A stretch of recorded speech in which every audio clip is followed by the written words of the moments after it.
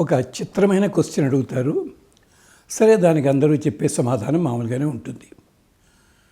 ఒక నెలలోనేమో నాగుల చవితి అంటారు, ఒక నెలలో నాగ పంచమి అంటారు, ఇంకోసారి సుబ్రహ్మణ్య షష్ఠి అంటారు. సరే, సుబ్రహ్మణ్య షష్ఠి అంటే సుబ్రహ్మణ్యేశ్వర స్వామి ఆవిర్భావము, ఆయనకి సింహాసనాన్ని ఇవ్వడం, ఆయనకి అధికారం అంతా. మరి నాగపంచమికి నాగుల చవితికి ఎందుకండి ఇంత ప్రాముఖ్యము, ప్రత్యేకించి శ్రావణ మాసంలో? ఇక్కడుంది. దీనికి కారణం ఎక్కడుంది అంటే మార్కండేయ పురాణంలో ఉంది, అలాగే పద్మపురాణంలో కూడా కనిపిస్తుంది, శివపురాణంలో సూచించబడింది. జరిగింది ఏమిటంటే, వర్షాలు పడ్డ తర్వాత అంతవరకు పుట్టల్లోనే ఉంటాయి పాములు. ఈ వర్షాలు పడిన కారణం చేత పుట్టల్లోంచి బయటికి వస్తాయి. బయటికి వచ్చి నానా బీభత్సం చేస్తుంటాయి, అందరినీ కాటేయడం ఇలా ఇలా ఉంటుంటాయి. ఇదంతా జరిగేది ఒకప్పుడు, ఎప్పుడు కృతయుగం నాడు ఎప్పుడో జరిగింది. అలాగా పాముల్లో రకాలు ఉన్నాయి. ఏమిటవి? పసిరిక పాములు, ఇవన్నీ కాదు నేను మాట్లాడేది. కొన్ని పాములు పాకుతూ పెడతాయి, ఎప్పుడో కానీ పడగ విప్పవు. కొన్ని పాములు ఉంటాయి, ఉండే చోటుని బట్టి పడగ విప్పుతాయి. కొన్ని పాములు ఉంటాయి, ఒంటరిగా సంచరించవు, జంటగా సంచరిస్తాయి. కొన్ని పాములు కొండగోల్లో ఉండి సంవత్సరంలో ఒకసారో రెండుసార్లు పడగ ఎత్తి ఇలా ఇలా ఇలా చూసి కదులుతుంటాయి. షేక్స్పియర్ నాటకం క్లియోపాట్రాలో దీనికి సంబంధించి ఓ రిఫరెన్స్ ఉంది, సరదాగా చదవండి. ఇప్పుడు ఇంతకీ నాగపంచమి నాగ చవితి కదా మాట్లాడుకోవాల్సింది. వీళ్ళందరికీ వాళ్ళ అమ్మగారు శాపం పెట్టారు, అక్కడ సర్పయాగంలో మీరంతా నశించిపోండి అని. వీళ్ళంతా బ్రహ్మదేవుడి దగ్గరికి పరిగెత్తారు. అయ్యా, ఇప్పటికే మమ్మల్ని లోకులంతా చంపేస్తున్నారు, ఈ లోపల మా అమ్మగారి శాపం ఒకటి వచ్చిపడింది, మా బతుకు బస్టాండ్ అయిపోయింది అన్నట్ట. అప్పుడు బ్రహ్మగారిని ప్రార్థించిన రోజు పంచమి, శ్రావణ శుద్ధ పంచమి. అలాగే ఇంకో సందర్భంలో భాద్రపద శుద్ధ చవితి. ఈ కారణాల చేత బ్రహ్మగారు వాళ్ళకి చెప్పాడు, మీకేం కావాలో చెప్పండి అయ్యా అన్నాడు. అనేసరికి ఆదిశేషుడు అన్నాడు, నేను శ్రీ మహావిష్ణువుకి సేవ చేసుకోవాలి. ఇంకో మహానుభావుడు ఉన్నాడు, నేను భూమండలంలో పాతాళంలో ఉండి లోకాలన్నీ మొయ్యాలి. Very good. ఇంకో మహానుభావుడు అన్నాడు, నేను పరమశివుల వారికి మేమంతా 5-6 ఆభరణాలు కావాలి. వినాయకునికి యజ్ఞోపేతం కావాలి. ఇలా ఒక్కొక్కళ్ళు ఒక్కొక్క కోరిక కోరారు. అందుకని అందరికీ వరాలు ఇచ్చాడు. అలా వరాలిచ్చిన సందర్భం గనకనే అది నాగపంచమి.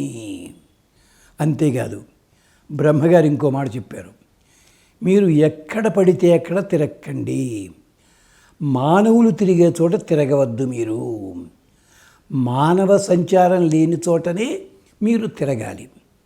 వాళ్ళు ఒకవేళ పొరపాటుని మిమ్మల్ని తొక్కినా ఏం చేసినా బుసకొట్టి బయట పెట్టండి, కానీ పొరపాటునుడా విషం కక్కకండి. ఒకవేళ విషం కక్కారంటే మాత్రము మీ శరీరంలో ఉండే ఒక పై భాగము కొంతకాలానికి పోతుంది, కొత్త భాగం మళ్ళీ వస్తుంది. ఇన్ని నియమాలు చెప్పారు. మానవులకు కూడా చెప్పింది ఏమిటంటే, నాగపంచమి శ్రావణ శుద్ధ పంచమిది, దాని లోపల నాగులకి పూజ చెయ్యండి. నాగులందరూ కూడా సంతానానికి అధిపతులవుతారు. అంచేత నాగ దోషం ఎవరికైతే ఉంటుందో వాళ్ళు సర్పములను ఆరాధన చేస్తే ఆ దోషం పోయి వాళ్ళకి వివాహం జరుగుతుంది, సంతానం కలుగుతుంది, పిల్లలకు ఆరోగ్యం కలుగుతుంది. ఇన్ని వరాలు ఇచ్చాడు గనక ఆ రోజు నాగపంచమి లేదా చవితి, నాగుల చవితి ఇలాగా. అందుకని ఆ రోజుల్లో చక్కగా 5 పడగల పాముని పెట్టి బొమ్మని కానీ ఏదోటి ఆరాధన చేయాలి. చలిమిడి, చిమ్మిలి, పరవాన్నము, పుట్టలో పాలు పోయడం అంటారు. నిజంగా మీరంతా పట్టుకెళ్ళి పుట్టలో పాలు పోస్తే ఆ పాల తాకిడికి పావు చచ్చేపోతుంది. పుట్టలో పాలు పోయడం అంటే అర్థం అది కాదండి. అక్కడికి వెళ్ళి చుక్క చుక్కలుగా వేసి పాలగిన్నె అక్కడ పెట్టండి, పాములు స్వీకరిస్తాయి. తీర్థంగా మీరు తీసుకోండి. ఇంకొక్కటే జోకు లాంటివి చెప్తాను. దేవకీదేవికి 6 పిల్లలు పుట్టిపోయారు. 7వడెవడు బలరాముడు, పాము. 3 నెలలు గర్భంలో ఉన్నాడు, బయటికి వెళ్ళాడు. అంటే దేవకీదేవి పాముని ఆరాధన చేసిన ఫలితం దక్కింది. తర్వాత కృష్ణుడు పుట్టాడు, బతికాడు. నాగపంచమి అలాగే ఈ సర్పములకు సంబంధించిన ఈ చవితి ఉన్నల్లో ఉన్న అంతరార్థం ఇది. ఇది గుర్తుపెట్టుకోండి. మరి పాములు ఇష్టం ఎందుకు తిరుగుతున్నాయండి? మనం ఏం చేస్తున్నాం? అడవులు కొట్టేస్తున్నాం, పుట్టలు కొట్టేస్తున్నాం, పొలాలు ఆక్రమించేస్తున్నాం. వాటికి బతకవలసిన చోట్లు ఏమున్నాయో అవన్నీ మనం ఆక్రమిస్తుంటే అవి రాకమాంతాయా? పెద్ద పులి పల్లెటూరులోకి వచ్చింది. ఎందుకైతే పల్లెదా దానికి? అడవులు కొట్టేస్తున్నారు మీరంతాను. ఎలుగుబంట్లు వస్తున్నాయి, అడవులు అవి తిరిగే చోటకి వెళ్ళవు. మనకి ఎప్పుడు కూడా ఉద్యోగం ఉన్నట్టయితే, చదువున్నట్టు ఇది ఉన్నట్టయితే మన ఊళ్ళోనే మనం ఉంటాం. మనది కాని చోటికి ఎందుకు వెళ్తాం? తిండి కోసం. అవి కూడా అలాగే వస్తున్నాయి. అంచేత పంచమి, చవితి అంతరార్థం ఇది. క్షేమంగా ఉండండి, ఆరాధన చేయండి, చక్కటి ఫలితాలు పొందాలి.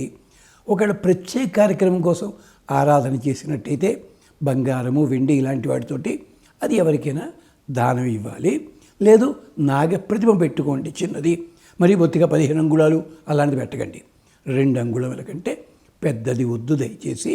సరే, ఈ మధ్య నాగప్రతిష్టలు చేసేస్తున్నారు. చేసిన దాకా ఉండి అక్కడ కొబ్బరికాయ కొట్టేవాడు కూడా ఉంటాడు. అవి ఎలాంటి భూముల్లో ఉన్నాయంటే నోటితోటి మాట్లాడకూడదు, అంత అసహ్యకరంగా మారుస్తున్నారు. వారికో నమస్కారం.